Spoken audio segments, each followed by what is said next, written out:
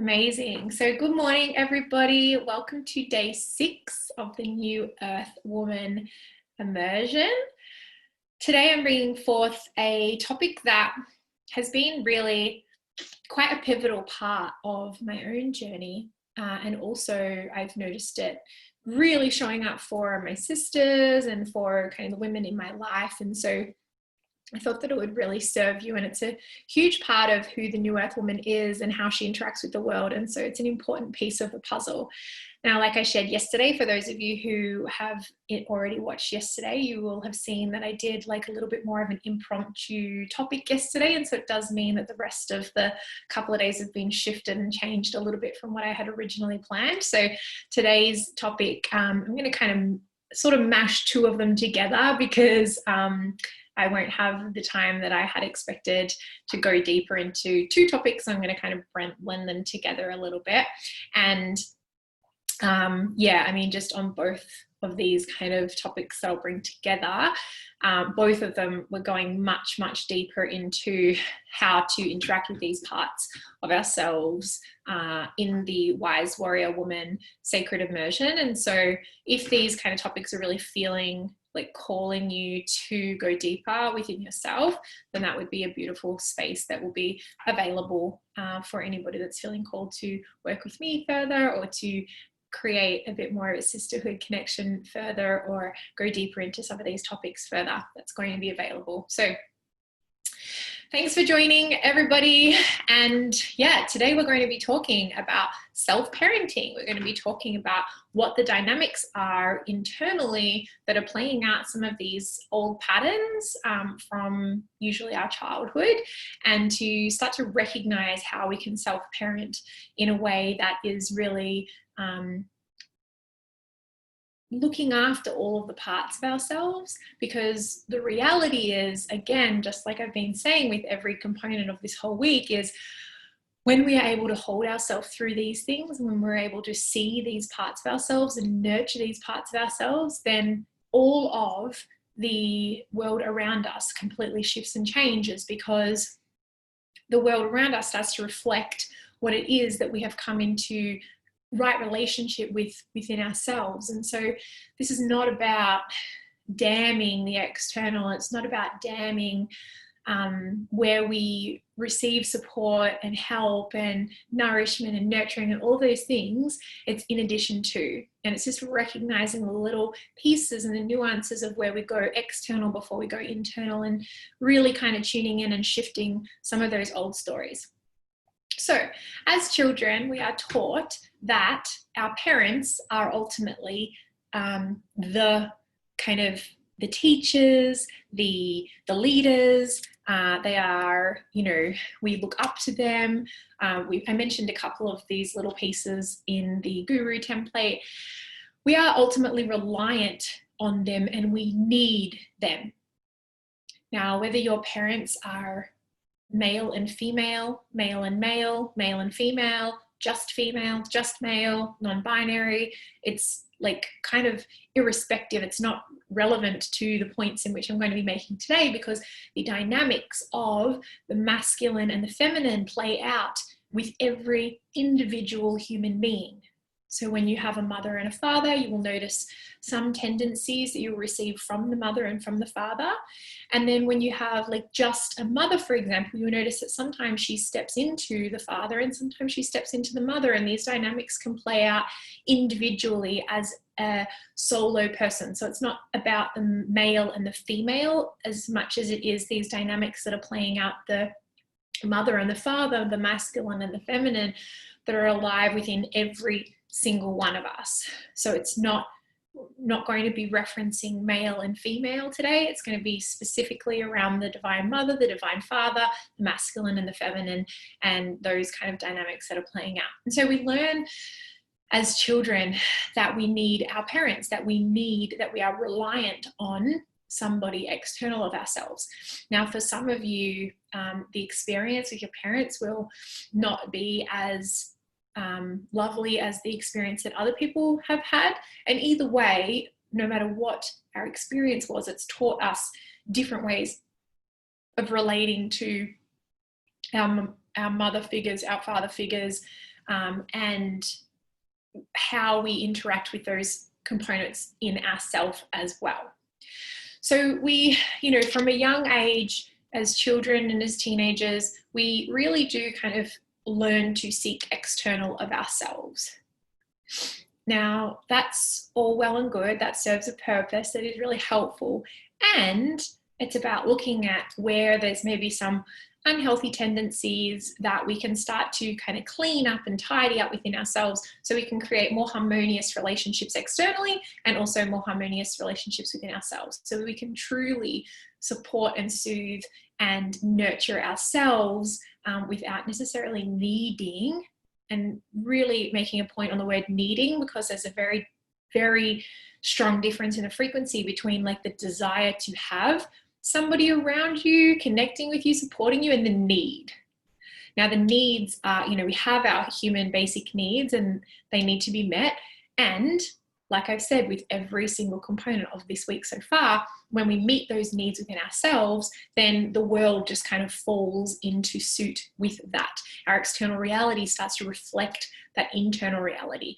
And so we first look within, and we first look at how we can fill some of these holes and some of these buckets on our own, and then the world around us starts to kind of reflect all of those things. Hey Christine, hey Kathleen, thanks for joining live.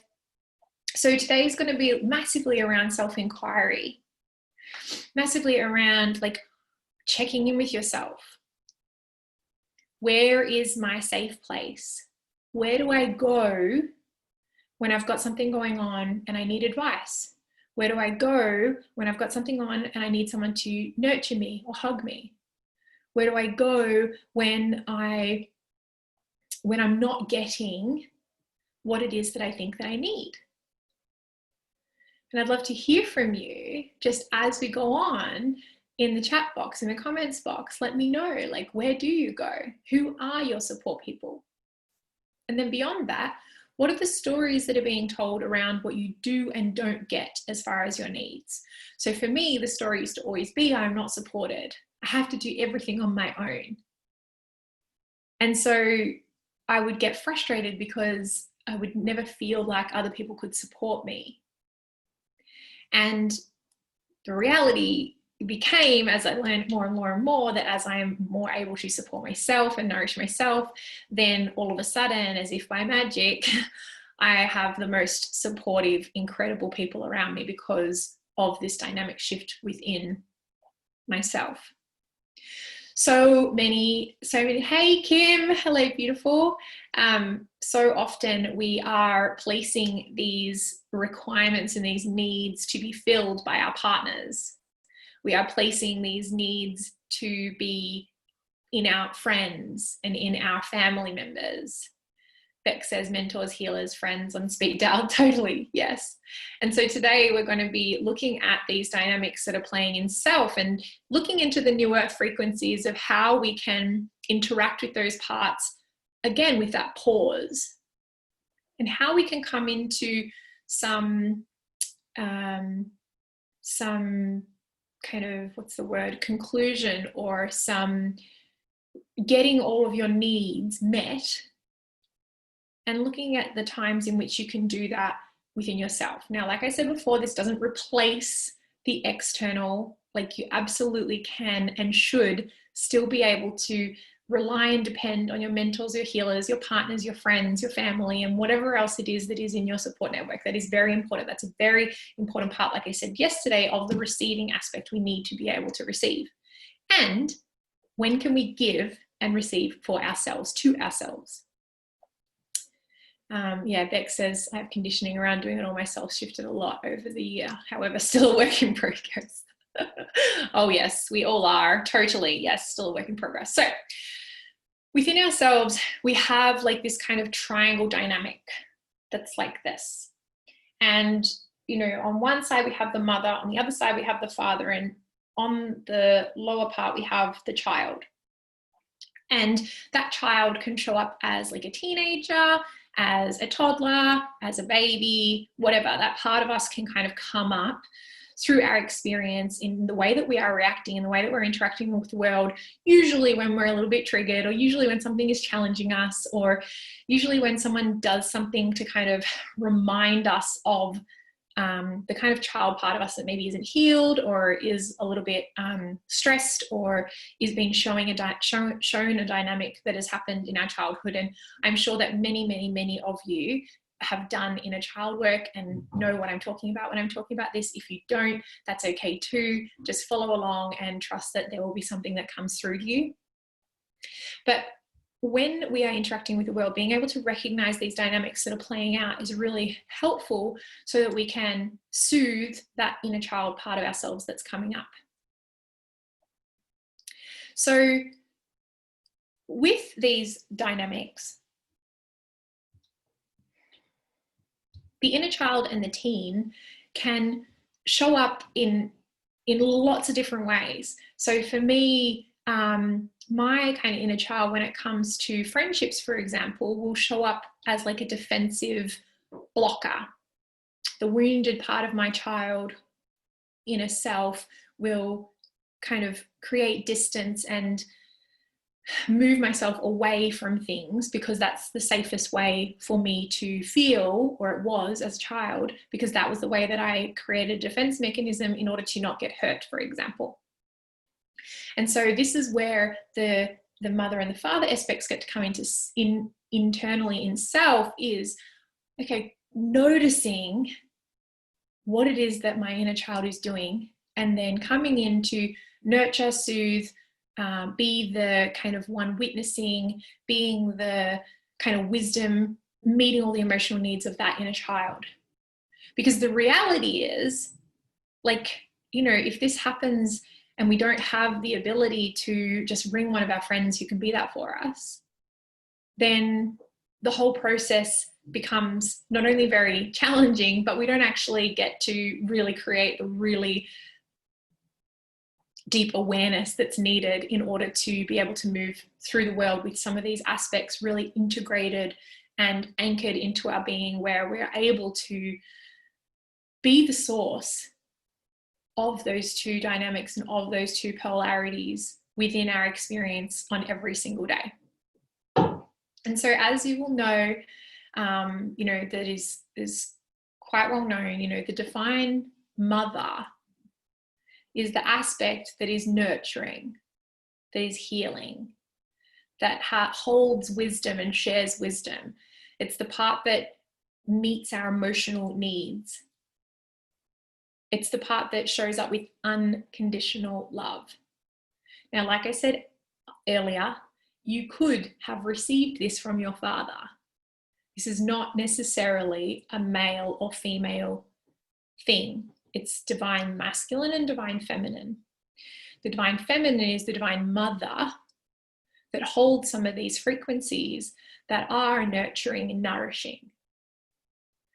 Whereas the other aspect, being the divine father, is more about the structure and the discipline and the focus.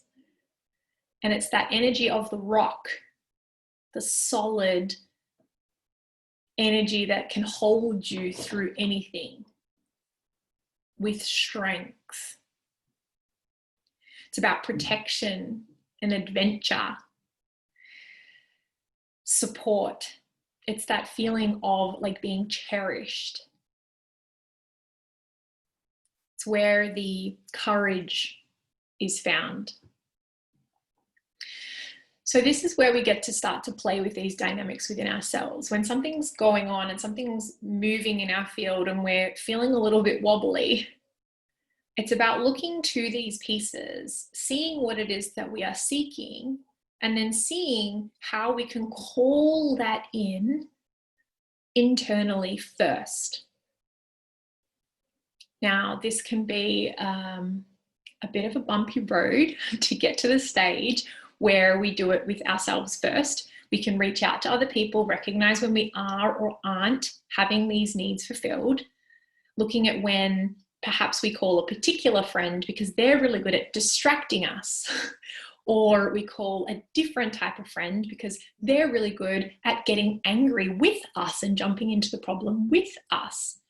And recognizing that by each of those different types of dynamics, we're not actually solving or healing or holding or serving that part of us that's kind of screaming for their parent in that moment. Christine says, I definitely had a better connection with my dad than my mum, possibly because my parents were divorced. You had a very strained relationship with your mum. Totally. And it might be the case, Christine, for you especially, like with this type of dynamic, is looking at which parts of your mother and which parts of your father were, like which needs of yours were met and which needs of yours were not met. And recognizing that some of those needs will show up now as an adult when that part of your child is showing up in dynamics and is kind of craving some of those things that your needs were maybe not met. And your dad may have had to play both roles often if the case was that your mother wasn't kind of with you or around you as much, or if that relationship was strained, your father might have had to play both of those dynamics.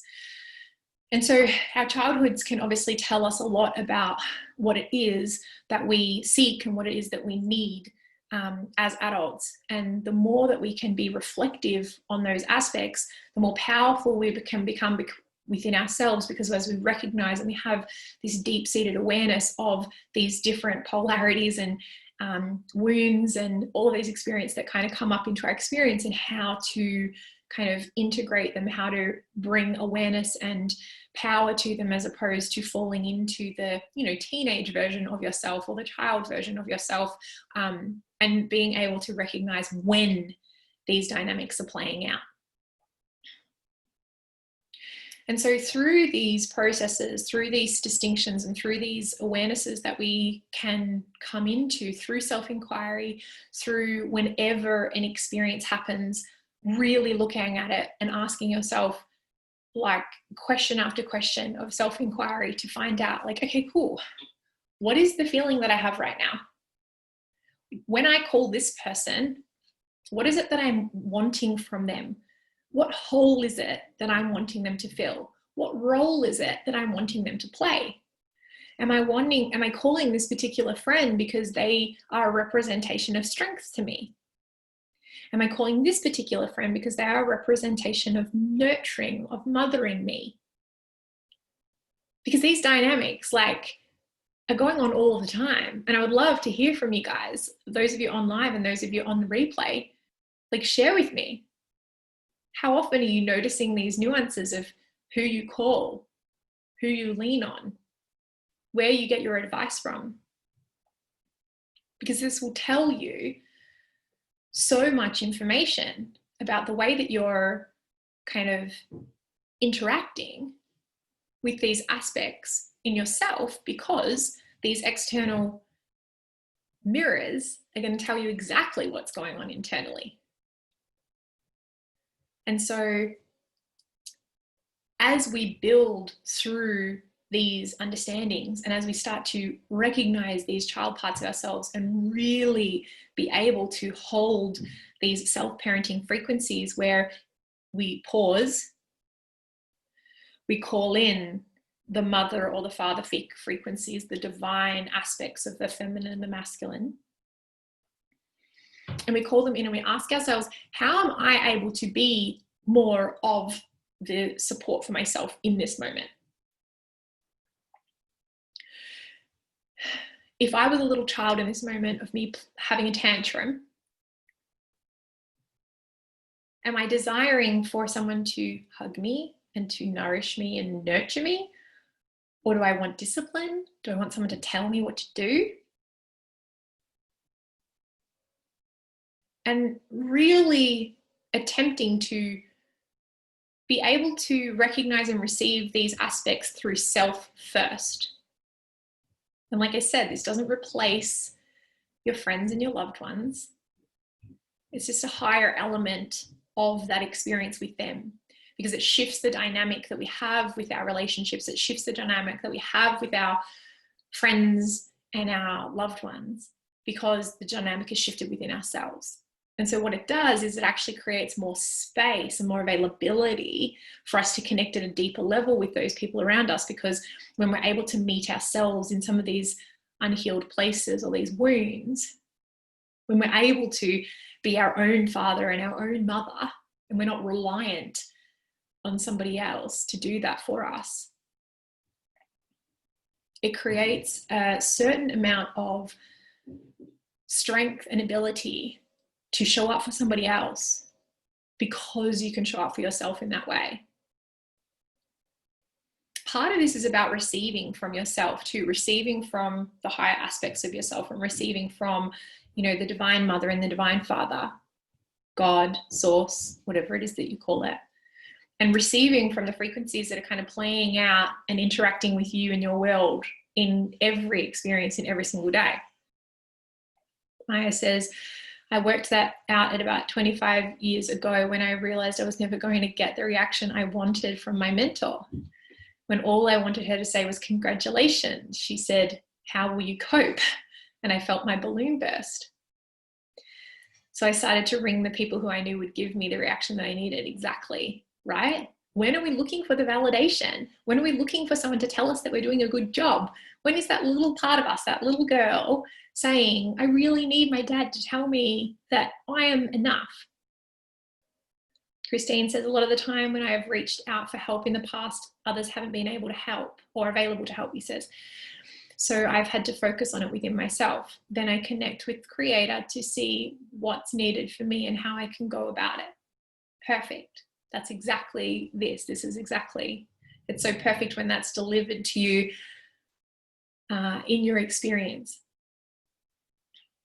And so when we get to call in these aspects, it's about becoming the kind of king and the queen of your own life, becoming the king and the queen of your own existence. And regardless of whether you're single or in a relationship, it's completely irrelevant, because you can call in these king and queen frequencies in self so that you first have the divine union in self, the kind of integration of these two aspects. Because when you can show up whole in a relationship, and when you can show up in unity in self first before you go into union with somebody else, again, we have a higher experience, because when we're not needed and we have interdependence instead of dependence on one another or codependence on one another, the dynamic is completely different. And like I was sharing yesterday around soul sister relationships, the same applies with deep connections with people that we call in for deeper relationships, either heterosexual or other. In order to find that real depth of connection, we have to first be able to meet ourselves in all of the aspects that we need to be met within ourselves.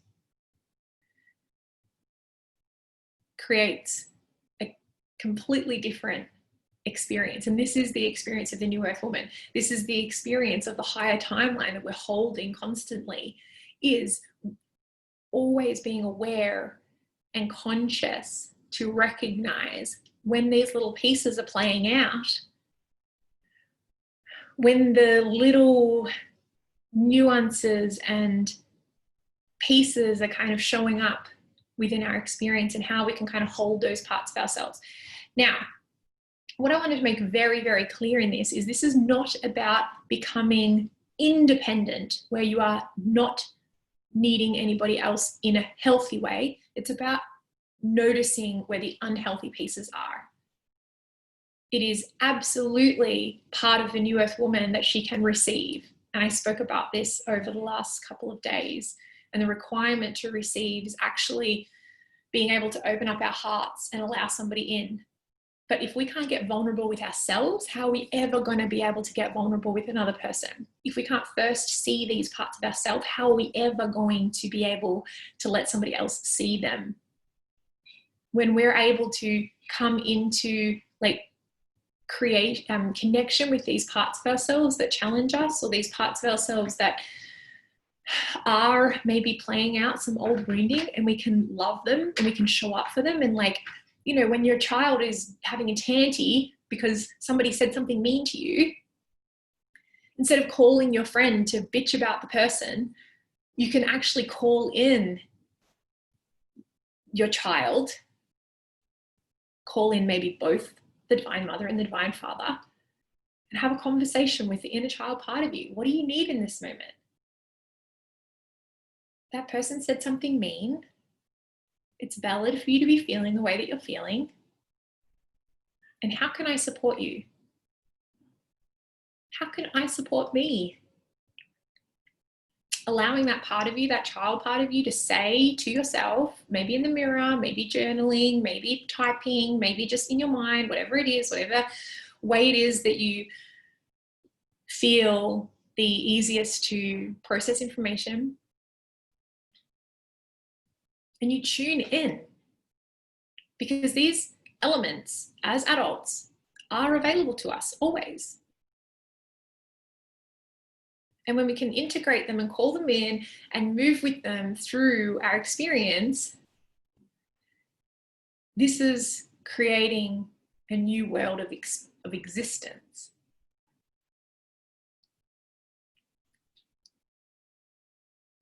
Let me just see if I've missed anything here.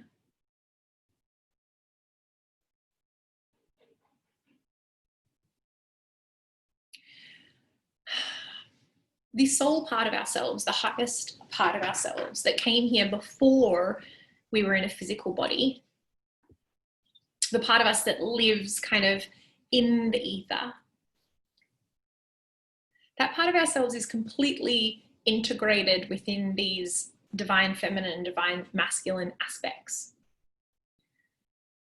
And it's our human self that creates story and meaning around all the things that are happening and that get attached to our parents. And when I say parents, I mean that in a really expansive version of the word. So these dynamics can be playing out in friendships where one is mothering the other, where one is fathering the other, recognizing where these parenting dynamics are playing out. It might be your mentor that you look to like you would your father. These aspects are totally integrated from a soul perspective. And so it's about how can we bring those parts of ourselves into this human experience and have them working in flow with one another. And so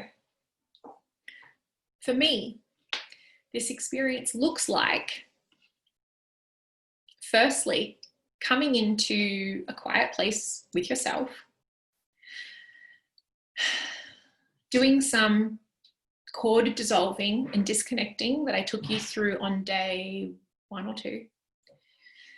Dissolving the connections that are external of self, that are filling these holes and filling these buckets. Completely dissolving anywhere that you're getting an external of self. And once that's done and you feel your channel expand, you feel your light body expand, you feel that there's more space in your being, you can call upon the Divine Father, the Divine Mother, the Divine Feminine, the Divine Masculine, whichever it is, and close your eyes and speak to that part of yourself. Speak to that God frequency, that goddess frequency that's available. And again, this may be through journaling, through speaking to yourself in the mirror, through just going through it in your mind and your body, visualizing, and call these aspects in. Close your eyes. If the Divine Father was here right now, what is it that he would tell me? Allow this triangle dynamic with the father and the mother and the child without ignoring any of the aspects, because if we have too much discipline and too much structure and no nurturing and no flow, we have a problem. If we have too much nurturing and babying and no structure and no discipline, we have a problem. If we have only the mother and the father and no child aspect, then we're not meeting that child part of ourselves, and then we have a problem. And so each element is required. The child aspect is the one that we get to nourish and nurture and hold this kind of dynamic with. without that child structure, then we don't have the ability to really crack open and be in the vulnerable space that we're often needing to go. The child part of ourselves is the one that holds no restriction to what gets seen. It's the one that can have a total tantrum in the middle of the supermarket just because it's expressing its feelings. Now, of course, at that age, their prefrontal cortex is not completely developed yet. And so they're doing it from a completely different space to the way that we would as an adult. And I'm not saying that you need to go throw a tantrum in a supermarket. But it's about having that unhinged part of ourselves available to nurture. The part of ourselves that doesn't yet have the walls up. And breaking down those walls so that those mother and father aspects can be there, because the result of doing this particular work, the result of being able to hold ourselves through anything, not only means that we have that ability, but it means that we attract the type of people in the world that love us unconditionally, that can hold us through anything, who can be those dynamics for you as well as you doing them for yourself, where you can rely on them, not because you need to, not because you have to, but because they're divinely reflecting back to you what you're able to do for yourself. And so they can sometimes pierce and see the parts of your soul that you're not yet able to recognize, you're not yet aware of. And they can see that and hold it and love you for it anyway.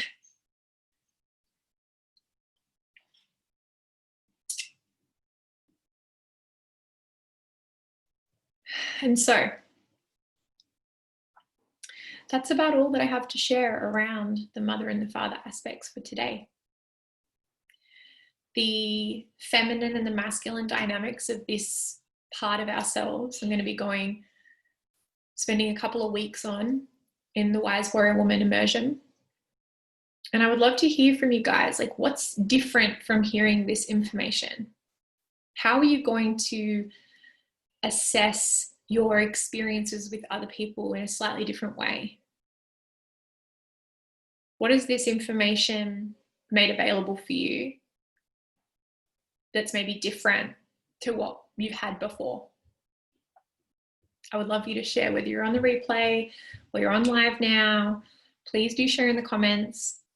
I will come back and reply to every single comment that has, other than saying hello, I'll just love it.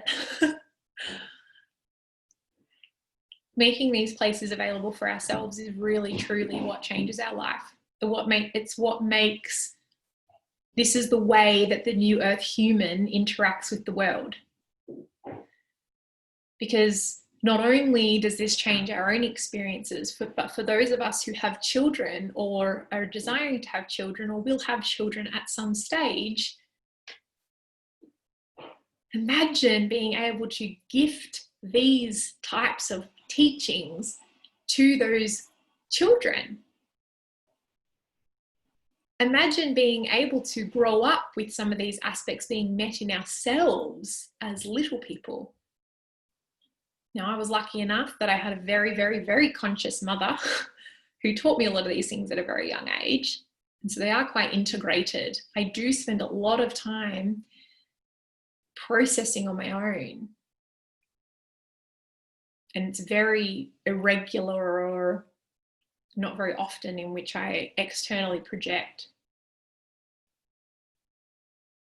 So that's all for today, my loves. I hope you have an amazing Saturday. I can't wait to read your comments. Can't wait to read what you got out of this. And I would love to hear from you how you went with this process of calling in these aspects, what changed. And I will see you all tomorrow for day 7, the last day. We're going to be going into some really cool stuff and wrapping everything up. And yeah, really grateful that you're all here. So sending you all so much love. Have an awesome weekend. Mwah.